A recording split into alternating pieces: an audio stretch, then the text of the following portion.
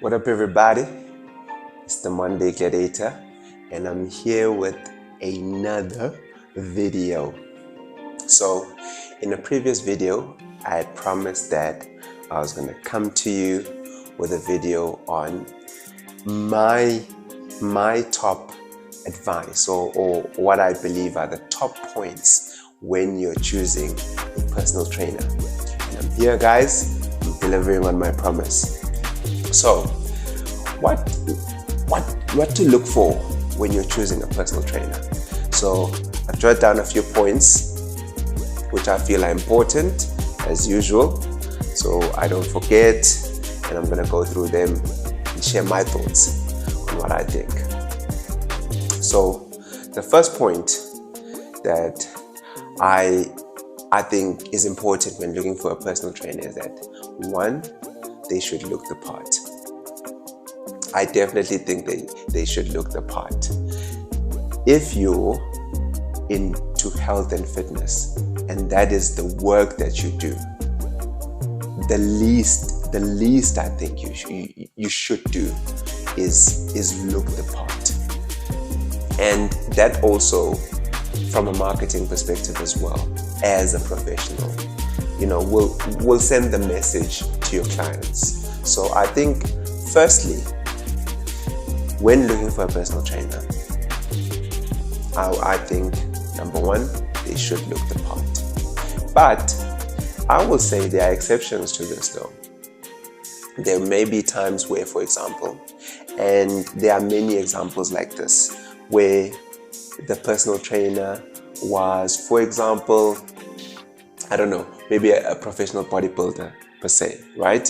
Let's just say they were a professional bodybuilder and they still are active, right? They still are active, still look decent, but are not, don't have, or maybe they're a bit old, an older person, older lady, older gentleman, but as long as they have those credentials, right? If you're looking into the past, okay, they were active, maybe they were a professional bodybuilder, still keeping active, but not at the peak of physical fitness. Maybe I could forgive that. But one element, definitely, we'll take these elements that I'm going to give you all we'll look at them all in unison, right? We'll look at all of the elements, but I think one of the important things is that they should look the part. They should look the part. The second point that I'm going to raise, and we live in a digital era, and everybody has got a social media. So, second point, I would say, look at their social media. Go check it out. See, for example, most of them will post their work, they'll post the clients, some of the workouts, taking their clients through the workouts. So I would go in there and look and see what happens there. Am I satisfied? Are they putting these people through their paces, right? So you want somebody who you're going to get your money's worth out of. You don't want somebody who you're going to get there and, I don't know, it's just going to chat and nothing really is going to happen. Of course, there are their ways, they'll bring you up slowly, but I would definitely not want somebody who I'm going to get there and we're just going to have a fat chat. So go through the social media. I think that's probably another way that you can sort of gauge, right? See what they post, if they do have a social media. But I think in this day and age, most will have a social media, so you'll be able to sort of gauge from their social media. The third point I would say is check their credentials. So if you found them, for example, at a gym, they'll have, for example, their picture up there, their contact details, and they'll have their qualifications, so their credentials. I think that's important. That's another element that you need to look at. I don't think it is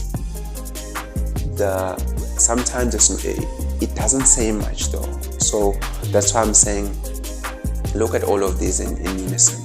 So you find sometimes that the most qualified personal trainer, when you're looking at them at work and you're looking at their clients and their results, sometimes the guy who's most qualified in terms of academically is really not the guy that is producing the best results. Sometimes the most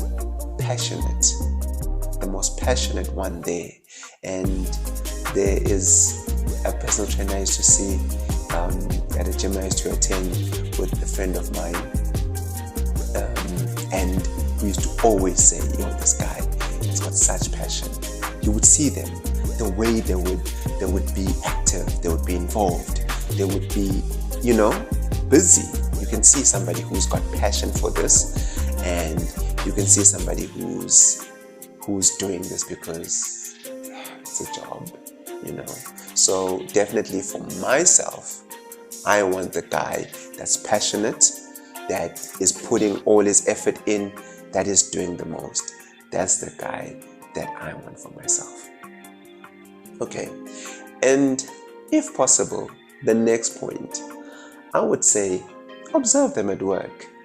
So before I choose someone, I would definitely recommend that go to their place of work, the gym, and if you have the time, really, just sit and observe. Just sit and observe. Watch them.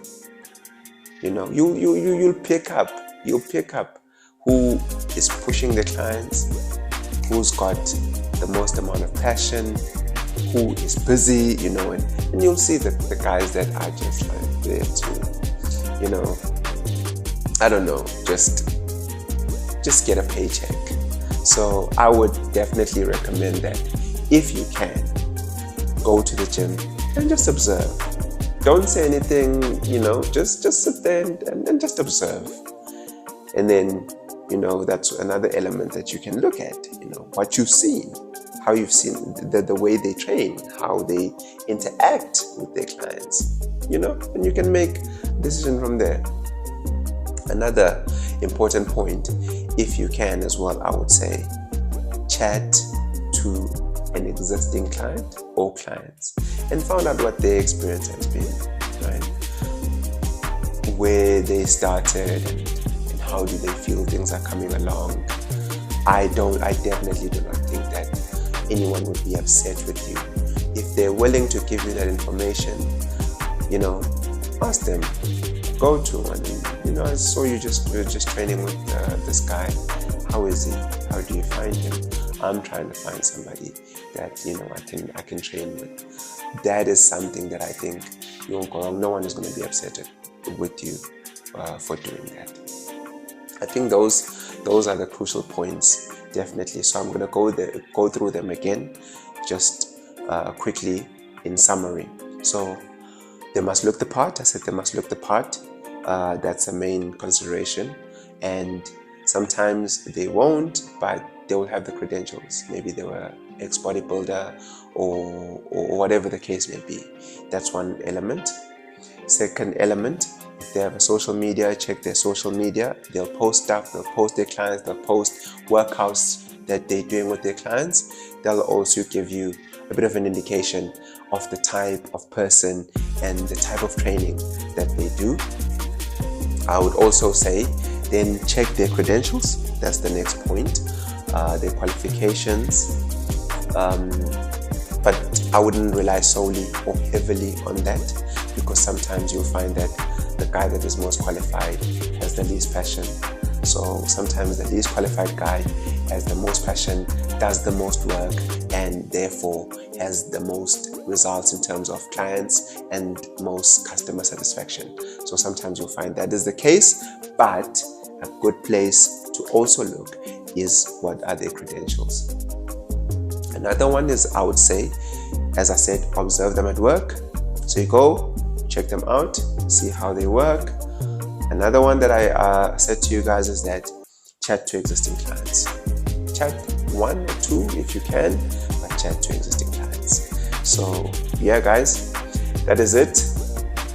Those are the elements that I think are most important when you're choosing a personal trainer. Of course, you're gonna talk to them, assess their personality, and give them, your goals, and they will take you through whatever they need to take you through. But before making that choice, I would say look at these 5 things, and then from there you can then shortlist and then proceed from there. Anyways, this has been the Modern Day Gladiator with another video, and get down in the comments below and tell me what your thoughts are. Is there anything extra that maybe you think I left out, that you would think, I would also want to look at this? Do you agree with these points that I've pointed out, right? Get down there. If you like the video as well, like the video. And yeah man, please as well, if you like the content and you want to see more of this content, please do subscribe. Anyways, it's the Modern Day Gladiator, and I'm signing out.